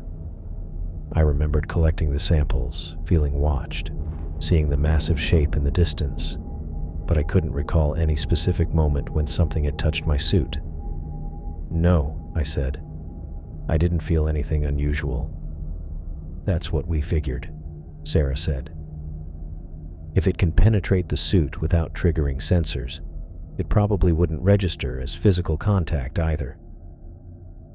Elena crossed her arms. The question is what it did once it made contact with your skin. Sarah pulled up another image, a microscopic view of something that looked like tissue samples. We found traces of foreign organic material in the suit's inner lining, cellular structures that don't match any known species. You think it left something behind? I asked. We think it's still there, Elena said quietly. The words hit me like a physical blow. I felt that strange sensation under my skin intensify, as if something was responding to the conversation. The pull toward the ocean, which had been a constant background presence, suddenly became stronger. What do you mean, still there? I asked, though part of me already knew the answer. We think the creature attached some kind of parasitic organism to your nervous system, Sarah said. Something that's been influencing your behavior, driving you to return to the water. I felt the room spinning slightly. The idea that something alien was inside me, controlling my thoughts and actions, was almost too much to process. But it explained everything. The dreams, the sleepwalking, the violent rage when Michael tried to stop me from going over the railing. How do we get it out? I asked. Elena and Sarah exchanged glances. We're not sure we can, Elena said. At least not out here. We need to get you to a medical facility with proper equipment. The sensation under my skin grew stronger, and I felt a wave of what I could only describe as panic. But it didn't feel like my panic. It felt foreign, desperate. It doesn't want to be removed, I said, the words coming out before I could stop them. What? James asked. I looked around the room at their concerned faces. I can feel it. It's fighting the idea of being taken away from the ocean. Rodriguez shifted by the door, his hand moving closer to his radio. Michael pushed his chair back slightly from the table. Samuel, Elena said carefully, are you feeling the creature's emotions, or are they your own? I tried to separate my thoughts from the foreign presence I could sense in my mind. It was like trying to untangle two different radio signals broadcasting on the same frequency. Both, I said finally. I can feel what it wants, and it wants to go back to the deep water. But I also know that's not what I should want. Sarah made notes on her tablet. This suggests a direct neural interface. The organism isn't just physically present, it's integrated with your nervous system. The pull toward the ocean intensified again, and I gripped the arms of my chair. Through the porthole, I could see the dark water stretching to the horizon. Every instinct I had was screaming at me to get out of this room, get to the deck, and find a way back to the depths. How long until we reach port? I asked through gritted teeth. 3 days, Elena said. Maybe 4, depending on weather. I felt the creature's response to that information, a surge of desperate urgency that made my hands shake. It knew we were moving away from its home, away from whatever it needed to survive or reproduce or complete its life cycle. It's getting stronger, I said. The farther we get from the trench, the more desperate it becomes. Elena looked at Rodriguez. Double the watch rotation. I want someone monitoring Samuel at all times. That won't be enough, I said, and the certainty in my voice surprised me.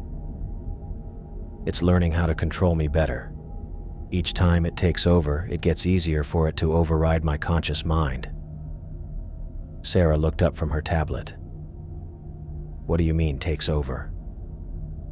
I thought about the sleepwalking episodes, the way I'd found myself at the railing with no memory of getting there. Sometimes, I'm not in control of my own body. I'll be thinking one thing, but my body does something else entirely. Like when you attacked Michael, James asked. I nodded. feeling another wave of guilt. I didn't want to hurt him, but when he tried to pull me away from the water, something else took control, something that saw him as a threat to its survival. The room fell silent again. I could see the fear in their eyes as they processed what I was telling them. They were trapped on a ship with someone who could become violent without warning, controlled by an alien parasite that would do anything to return to its home in the deep ocean. Elena made a decision. "We're going to sedate you for the rest of the journey." "No," I said, and the word came out with more force than I'd intended. "Sedation might make it worse. If I'm unconscious, I won't be able to fight its influence at all." "Then what do you suggest?" Elena asked. I looked around the room, trying to think of options that would keep everyone safe while giving me the best chance of maintaining some control over my own mind. The creature's presence pulsed under my skin, and I could feel it listening to every word, planning its next move. "Keep me restrained, but conscious," I said. "And whatever you do, don't let me near the water." I felt the creature's presence growing stronger beneath my skin as the ship's engines hummed steadily through the night. The vibrations traveled up through the metal hull and into my bones, but they couldn't drown out the alien thoughts that weren't quite my own anymore. I'd been sitting in this same metal chair for hours now, the straitjacket cutting into my shoulders. But the physical discomfort was nothing compared to what was happening inside my head. The organism moved under my skin like something alive trying to find its way out. I could feel it shifting along my spine, wrapping around my ribs, sending tendrils of foreign sensation through my nervous system. My thoughts kept getting interrupted by flashes of images that didn't belong to me. Deep ocean trenches, bioluminescent creatures moving in coordinated patterns, and always that overwhelming need to return to the depths.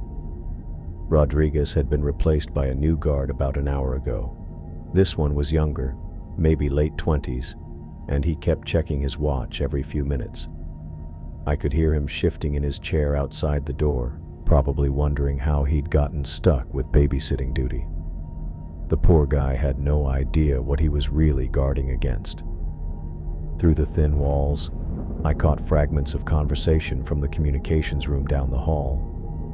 Elena's voice carried the clearest, her tone sharp with authority as she coordinated with someone on the radio. I strained to listen, fighting against the creature's attempts to cloud my concentration. "Medical facility in San Diego has the equipment we need," Elena was saying. "They've dealt with parasitic infections before, though nothing quite like this." James's voice responded, though I couldn't make out all the words. Something about containment protocols and specialized removal procedures. The creature inside me reacted to their discussion with what I could only describe as rage. Waves of pain shot through my nervous system, making me grit my teeth to keep from crying out. I tried to focus on my own thoughts, to push back against the alien influence, but it was like trying to hold water in my hands. The organism had been learning, adapting to my brain chemistry, finding new pathways to exert its control. What had started as subtle suggestions was becoming outright domination of my motor functions. The ship rolled slightly as we hit a larger wave, and I felt the creature's excitement spike. It wanted to be back in the water, back in the crushing depths where it belonged. The farther we traveled from the Mariana Trench, the more desperate it became. I could sense its panic growing with each mile we put between ourselves and the deep ocean. Sarah's voice joined the conversation in the communications room. "The tissue samples show the organism is definitely still active. It's not just attached to his nervous system. It's integrated with it. Removal is going to be extremely complicated." "How complicated?" Elena asked. "We're talking about microsurgery on neural pathways. One wrong move and we could cause permanent brain damage or paralysis." The creature's response to this news was immediate and violent. Pain exploded behind my eyes, and for a moment I couldn't see anything but white-hot agony. I must have made some sound because the guard outside my door called out. "You okay in there?" I tried to answer, but the words that came out of my mouth weren't entirely mine. "The water calls to us. We must return to the depths where we belong." Silence from outside the door. Then the sound of the guard's chair scraping against the floor as he stood up. His footsteps moved quickly down the corridor toward the communications room. I fought to regain control of my voice, my thoughts, but the creature was getting stronger. It had been patient at first, content to influence my dreams and sleepwalking episodes. Now it was taking direct control whenever it felt threatened. The discussion of removal procedures had triggered something primal in the organism, a survival instinct that overrode any concern for my well-being. The guard returned with James, whose face appeared in the small window of my door. His expression was grim as he studied me through the reinforced glass. "Samuel, can you hear me?" he asked. I nodded, though even that simple movement felt like it required enormous effort. The creature was fighting me for control of every muscle, every nerve impulse. "We're going to get you help," James continued. "The medical team in San Diego specializes in parasitic removal. They think they can extract the organism without causing permanent damage." The pain hit me again, worse this time. I doubled over as much as the straitjacket would allow, gasping for breath. The creature was sending clear messages through my nervous system. It would not be removed. It would fight any attempt to separate us, even if it meant destroying my brain in the process. "It doesn't want to be removed," I managed to say through gritted teeth. "It's getting desperate.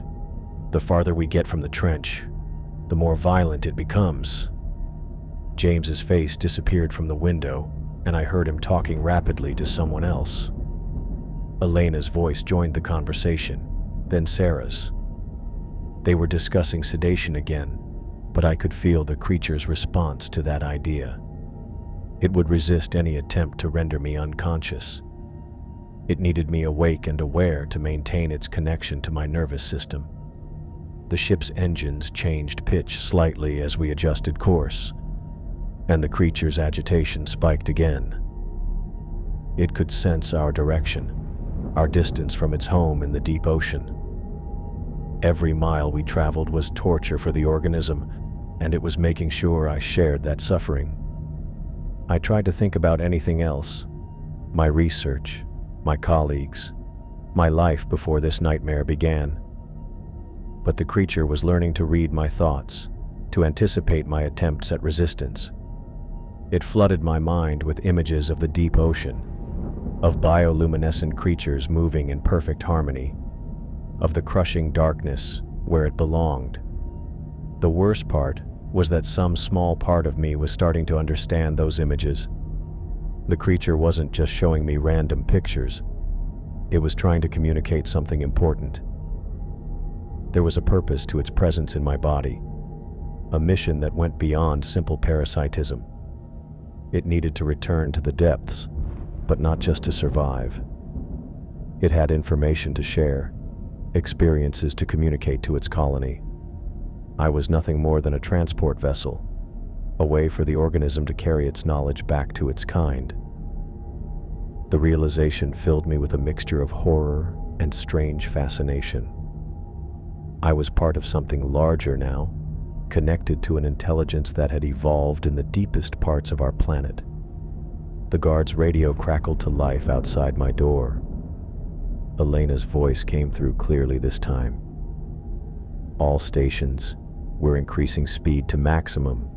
I want us in San Diego in 48 hours, not 72. Whatever's happening to Samuel is getting worse." The creature's response was immediate and terrifying. It sent a surge of foreign thoughts through my brain, and suddenly I understood exactly what it was planning. The organism wasn't going to wait for us to reach port. It wasn't going to let them try to remove it from my body. It was going to take control completely and force me to return to the ocean, one way or another. I tried to warn them, to shout out what I'd learned, but the creature clamped down on my vocal cords. All that came out was a strangled gasp. The alien intelligence was done being subtle. It was done sharing space in my head. The time for cooperation was over.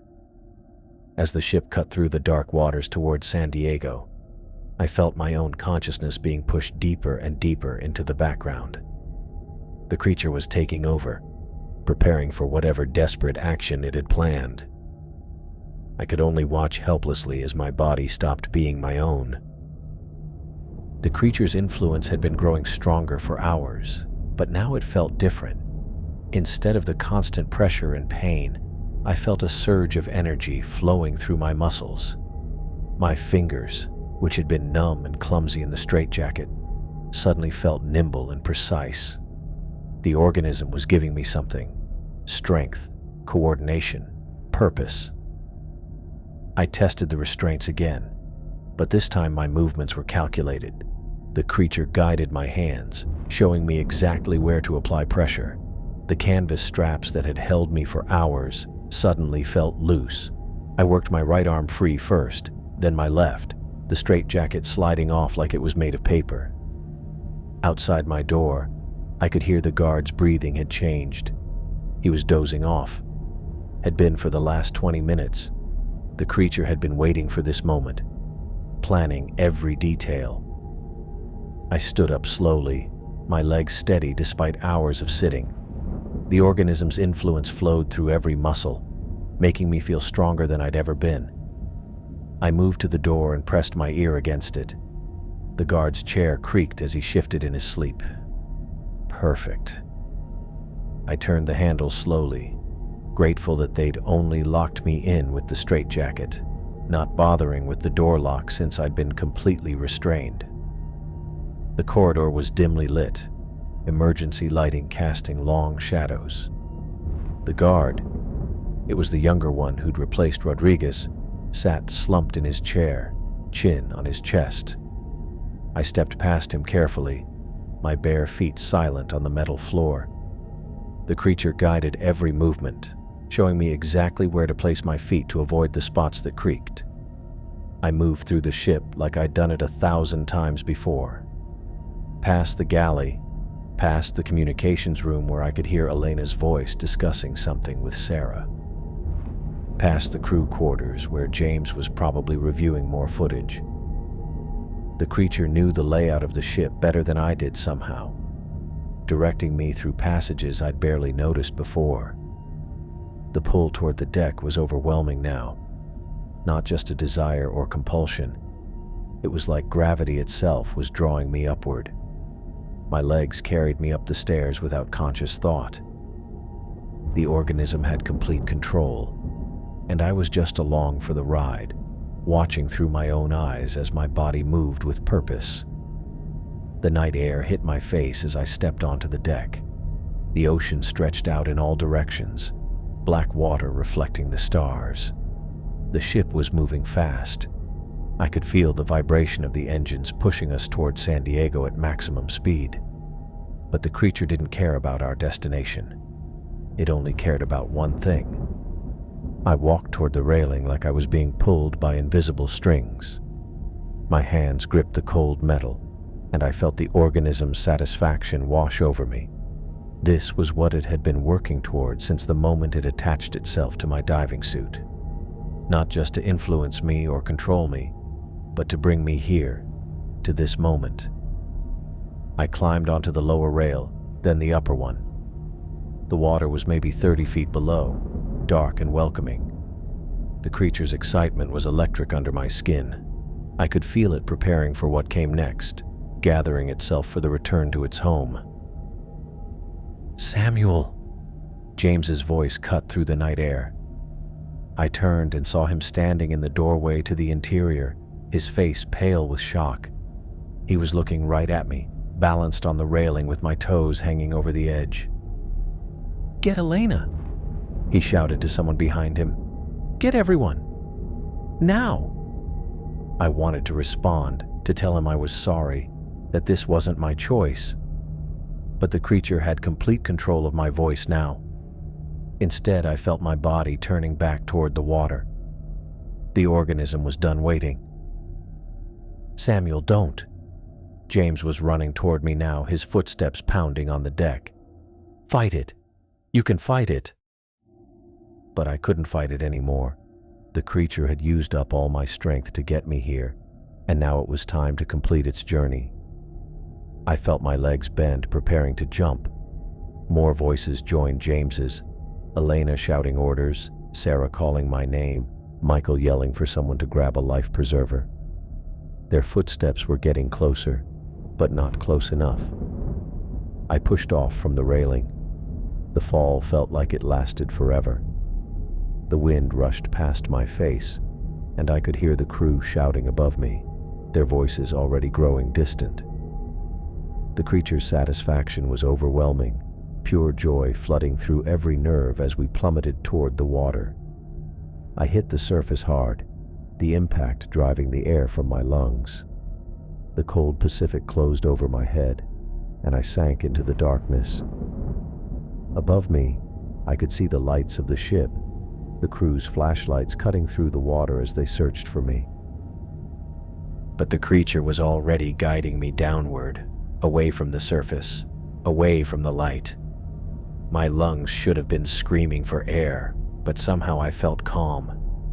The organism was doing something to my body, changing something fundamental about how I breathed, how I survived. The ship's lights grew smaller and smaller above me as I sank deeper into the black water. The crew's voices faded to nothing, replaced by the vast silence of the deep ocean. The creature's influence was complete now. I was no longer Samuel Hartwell, marine biologist.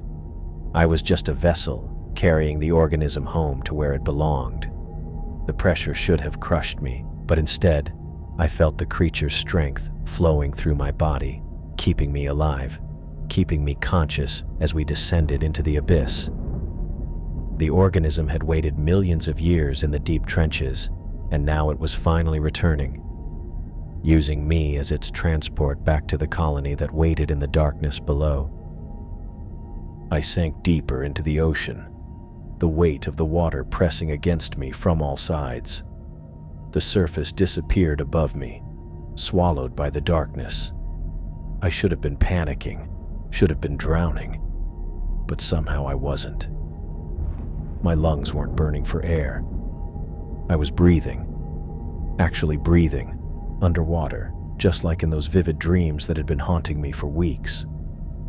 The realization hit me like a physical blow. The parasite wasn't just controlling my movements anymore. It was keeping me alive down here, sustaining me in ways that defied everything I knew about human physiology.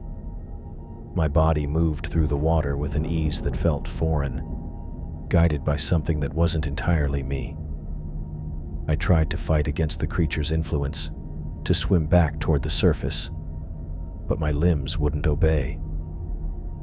The parasite had complete control now, directing me deeper into the abyss. I could feel its presence more strongly than ever, a cold intelligence wrapped around my nervous system like a second skin. Then I saw them. Lights began to flicker in the darkness ahead, soft, pulsing glows that I recognized immediately from my dreams. The creatures were approaching, dozens of them, their translucent bodies undulating through the water with graceful precision. They moved in patterns that seemed almost choreographed, their bioluminescent displays creating a symphony of light in the deep. As they drew closer, I could make out their forms more clearly. They were similar to the one attached to me, elongated, with multiple appendages trailing behind them like ribbons. But these were larger, more developed. Their light patterns shifted and changed as they surrounded me, creating complex sequences that felt like communication. The parasite inside me responded immediately. I felt it pulse beneath my skin, sending answering signals through my nervous system. The sensation was overwhelming, like having someone else's thoughts suddenly flooding my mind. The creature was talking to its own kind, using my body as a conduit. Understanding crashed over me with startling clarity. The organism hadn't attached itself to me randomly during that dive weeks ago. It had been separated from its colony, stranded in the deep trench where we'd been collecting samples. It had used me as a host, not just to survive, but to find its way home. I was nothing more than a transport vessel, a living submarine carrying one of their own back to where it belonged. The creatures circled me now, their lights pulsing in unison. I could feel the parasite's excitement, its desperate need to rejoin the colony it had been cut off from. It had manipulated my dreams, my sleepwalking, my violent outburst with Michael. All of it had been driving me toward this moment, toward returning to the depths where it could reunite with its kind. I tried to resist, to assert some control over my own body, but the effort felt futile. The parasite had grown stronger during our journey away from the trench, feeding off my nervous system, learning how to manipulate my brain chemistry. Now, surrounded by its colony, it was preparing for the final phase of its plan. I felt it beginning to detach. The sensation was unlike anything I'd ever experienced, like having something fundamental being torn away from inside me. The parasite started to withdraw its tendrils from my nervous system, slowly extracting itself from the pathways it had carved through my brain and spinal cord. Terror flooded through me as I realized what this meant. The creature had been keeping me alive down here, allowing me to breathe underwater, protecting me from the crushing pressure of the deep.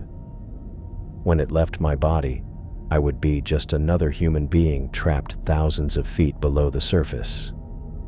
I would drown. The other creatures seemed to sense what was happening. Their light patterns intensified, becoming more urgent, more welcoming. They were calling their lost member home, encouraging it to abandon the host that had served its purpose. I fought against the parasite's withdrawal with everything I had left. My hands moved without conscious thought, clawing at my own skin where I could feel the creature trying to exit. The pain was excruciating, but I didn't care. If I let it go, I was dead.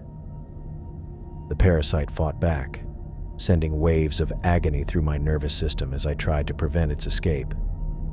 It had never expected resistance at this stage. It had assumed I would be completely under its control by now, a passive vessel ready to be discarded once it reached its destination.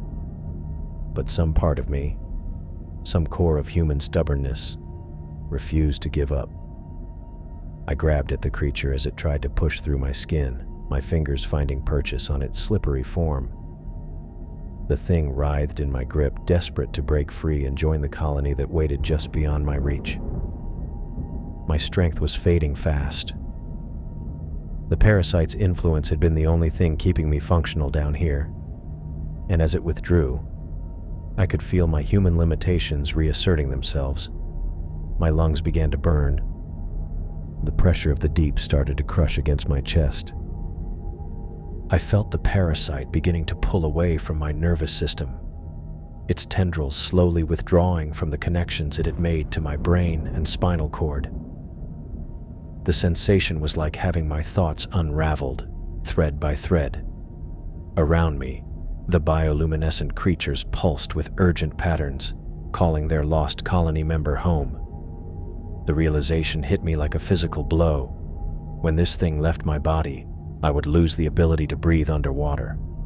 I would drown down here in the crushing darkness, thousands of feet below the surface. My lungs would fill with seawater, and I would die alone in the abyss. I couldn't let that happen. Fighting against every instinct the parasite had programmed into me, I reached up and grabbed at my own chest where I could feel the creature moving beneath my skin. The organism recoiled at my touch, sending sharp spikes of pain through my nervous system. It didn't want to be held back. It wanted to return to its kind. But I wasn't going to let it go. Not yet. I dug my fingers into the skin where the parasite was trying to emerge. feeling the slippery, translucent form of the creature as it pushed against the inside of my chest. The pain was excruciating, like grabbing a live electrical wire. But I held on. The parasite thrashed against my grip, sending waves of agony through every nerve in my body. "No," I thought, though I wasn't sure if the word came from my mind or my mouth. "You're keeping me alive until I reach the surface." The creature fought back harder, flooding my system with pain, so intense I nearly blacked out. But I could feel it responding to my demand. Its biological system still connected enough to mine that it couldn't completely ignore my will. The burning in my lungs eased slightly as the organism reluctantly maintained the modifications that allowed me to process oxygen from the water. I turned away from the circle of glowing creatures and began swimming upward. Every stroke was a battle against the parasite's attempts to break free. It wanted to stay here in the deep, to rejoin its colony and complete whatever mission had brought it to the surface in the first place. But I forced my arms and legs to move, pulling myself up through the crushing darkness. The pressure began to lessen as I climbed through the water column. My ears popped repeatedly as the weight of the ocean above me decreased. The parasite's struggles grew more desperate, sending jolts of electricity through my muscles that made my limbs spasm and twitch. Several times I nearly lost my grip on the creature as it tried to tear itself free from my nervous system. I could feel it weakening our connection, cutting off the modifications that kept me alive down here. My vision started to blur, and my chest began to burn as my human physiology reasserted itself. But I kept swimming, driven by pure desperation and the knowledge that stopping meant death. The water around me began to lighten slightly. I was getting closer to the surface, though it still felt impossibly far away. The parasite made one last violent attempt to break free, sending such intense pain through my body that I screamed, releasing a stream of bubbles that rose past my face. But I held on. My lungs were burning now, really burning, as the creature's life support systems failed. I could feel my human limitations returning. The need for air, the crushing pressure of the deep water, the cold that was starting to seep into my bones. But I was close now. I had to be close. I broke through the surface with a gasp that turned into a choking cough as seawater filled my mouth. The night air hit my face like a slap, and I could see lights in the distance, searchlights from the Ocean Pioneer. They were looking for me. The parasite made one final desperate attempt to escape, and I felt it starting to slip from my grasp. But I squeezed harder, forcing it to maintain just enough of our connection to keep me conscious and breathing. My body was shutting down, exhausted from the fight and the rapid ascent, but I had to make it to the ship.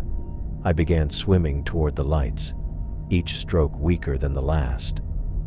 The parasite was barely holding on now, its grip on my nervous system failing as it prepared for one last attempt to break free. I could feel it gathering its strength, ready to tear itself away from me and disappear back into the depths. The lights grew brighter. I could hear voices now, shouting across the water. Someone had spotted me. Over here, the voice was James, calling out from somewhere on the ship. "I see him. He's in the water." More voices joined in, and I could see figures moving on the deck of the research vessel. A spotlight swung across the water and found me, bathing me in harsh white light. I raised one arm weakly, still holding the parasite against my chest with the other. "Samuel!" Elena's voice carried across the water. "Hold on. We're coming." I heard the splash of someone diving into the water, then strong hands grabbed me under the arms. James had jumped in after me, and he was pulling me toward the ship where Elena and the others were lowering a rescue ladder. The parasite chose that moment to make its final escape attempt. I felt it tear away from my nervous system all at once. like having my spine ripped out through my chest. The pain was so intense that everything went white for a moment, and I nearly lost consciousness. But I felt the creature slip from my grasp and disappear into the dark water below, finally free to return to its colony in the depths. James hauled me up the ladder with Elena and Morrison pulling from above. I collapsed onto the deck, gasping and shivering, feeling completely human for the first time in days. The parasite's influence was gone from my mind, leaving behind only exhaustion and the memory of what it had made me do. Elena and Morrison pulled me from the water just as the last traces of the creature vanished back into the depths where it belonged.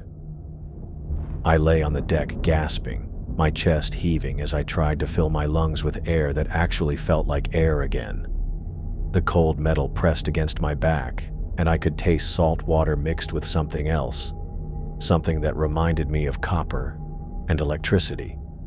My whole body shook, not just from the cold Pacific water, but from the shock of being completely myself again. Elena knelt beside me, her hands moving quickly over my arms and torso, checking for injuries. "Samuel, can you hear me? Are you hurt anywhere?" I tried to speak, but only managed a hoarse croak. My throat felt raw, like I'd been screaming for hours.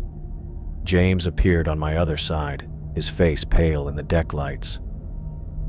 "Jesus, Samuel, we thought we'd lost you," he said, pulling a blanket from somewhere and draping it over me.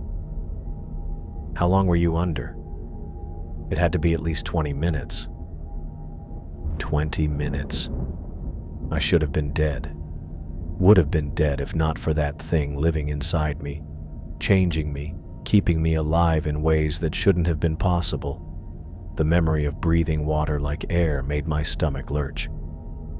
"I'm okay," I managed to whisper, though I wasn't sure that was true.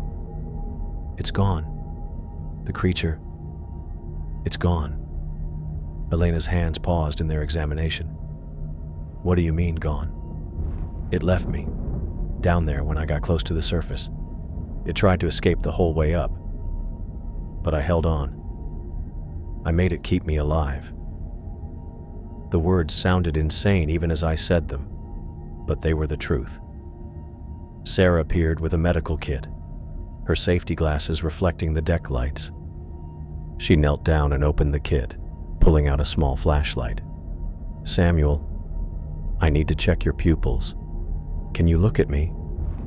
I turned my head toward her, squinting as she shined the light in my eyes. The beam felt too bright, too harsh after the absolute darkness of the deep ocean.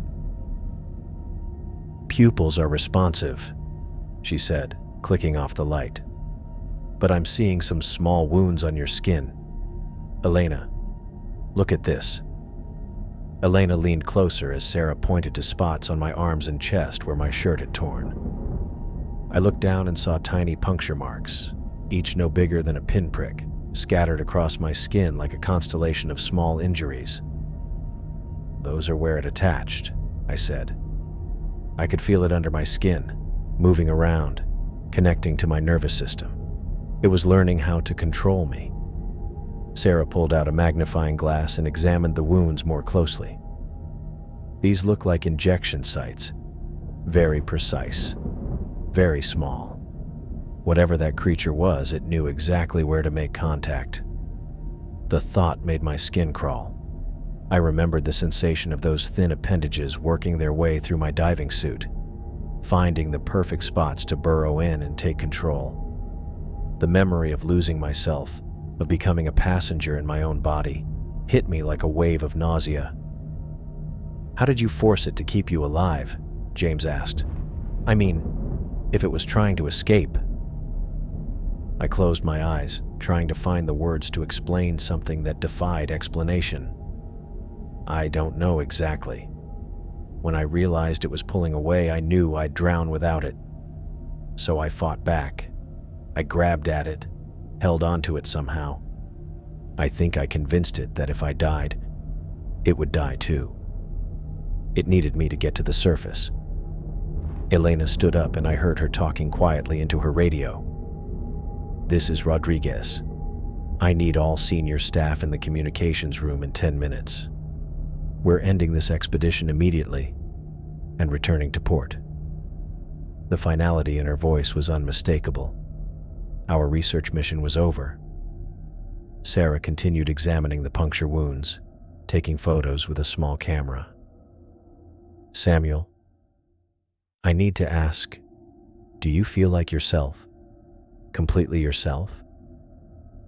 I took a moment to really consider the question. For the first time in days, my thoughts felt clear and uninterrupted. No strange compulsions, no overwhelming urge to throw myself into the ocean, no foreign presence whispering in the back of my mind. "Yes," I said. "For the first time since that dive, I feel completely human again." But even as I said it, I knew that wasn't entirely true. Something had changed in me during those days of being controlled by an alien intelligence. I'd experienced things no human was meant to experience: breathing water, surviving crushing pressure, feeling the thoughts of something utterly inhuman. Those memories would stay with me forever. James helped me sit up, and I looked out over the dark water. Somewhere far below, that creature had returned to its colony, probably carrying information about the surface world that no deep-sea organism should possess. The thought made me shudder. "We need to get you to the medical bay," Elena said, returning from her radio call. "I want Sarah to run a full examination, blood work, everything. We need to make sure that thing didn't leave anything behind." The possibility hadn't occurred to me, but now it seemed obvious. What if the creature had deposited something in my system? What if this feeling of being free was just temporary? Sarah packed up her medical kit and stood. "Can you walk?" I tested my legs, pushing myself up from the deck with James's help. My muscles felt weak and shaky, but they responded to my commands. My commands, not something else's. "Yeah, I think so." We made our way slowly across the deck toward the door leading inside. With each step, I felt a little more like myself, a little more human. But I also felt the weight of what had happened to me, the knowledge that I'd been host to something from the deepest parts of the ocean. The next few days passed in a blur of medical tests and debriefings. Sarah drew blood samples every 6 hours, monitoring my vital signs and checking for any trace of foreign organisms. Elena interviewed me repeatedly, trying to understand exactly what had happened during my time under the creature's control. James reviewed all the footage from our dives, looking for any clues we might have missed. I spent most of my time in the medical bay, or my cabin, resting and trying to process what I'd been through. The sleepwalking had stopped completely, and I no longer felt any compulsion to go near the water. If anything, I found myself avoiding the deck, staying inside where I couldn't see the ocean. On the 3rd day after my rescue, Sarah came to my cabin with the results of my latest blood work. She sat down in the small chair across from my bunk, her expression serious. "Everything looks normal," she said. "No trace of foreign DNA, no unusual proteins, no sign that anything was left behind in your system." I felt a wave of relief wash over me. "So I'm really free of it?" "As far as we can tell, yes. Whatever that creature did to you, it seems to have been completely reversible once it detached." But even as she said it, I could see the uncertainty in her eyes. We were dealing with something completely unknown, something that had capabilities we couldn't fully understand. How could we be sure it hadn't left some microscopic trace behind, something too small or too alien for our instruments to detect? Elena appeared in my doorway, holding a satellite phone. "Samuel, I just got off a call with the university. They want a full report as soon as we reach port, and they're arranging for you to be examined by specialists at the medical center." I nodded. I'd expected as much. What had happened to me was unprecedented, and I knew I'd be studied and questioned for months to come. There's something else, Elena continued. They're suspending all deep-sea research in this area indefinitely. No more dives to the Mariana Trench. No more sample collection from the abyssal zone. The news should have disappointed me. Just a week ago, I would have been devastated to hear that my life's work was being put on hold. But now, the thought of returning to those depths filled me with a cold dread that I couldn't shake. Good, I said, and meant it. Elena looked surprised by my response, but she didn't comment. She understood, I think, that something fundamental had changed in me during those days under the creature's control. On our final night at sea, I stood at the window of my cabin, looking out at the dark water. We were still hundreds of miles from shore, but I could feel the difference. We were in shallower water now, water that felt safer somehow. The crushing depths of the trench were behind us, along with whatever other creatures might be living down there in the eternal darkness. I thought about my career, about the 15 years I'd spent studying the deep ocean. I'd always been fascinated by the unknown, drawn to the mysteries hidden in the deepest parts of our planet. But that fascination had been replaced by something else now. A healthy respect for the dangers that lurked in places humans were never meant to go. The ocean had always been alien to us, but I'd experienced just how alien it could be. I'd been host to a form of life so different from anything on the surface that it might as well have come from another planet. And somewhere down in those depths, there were probably more of them. Creatures with capabilities we couldn't imagine, and intentions we couldn't understand. I pulled the curtain closed and turned away from the window.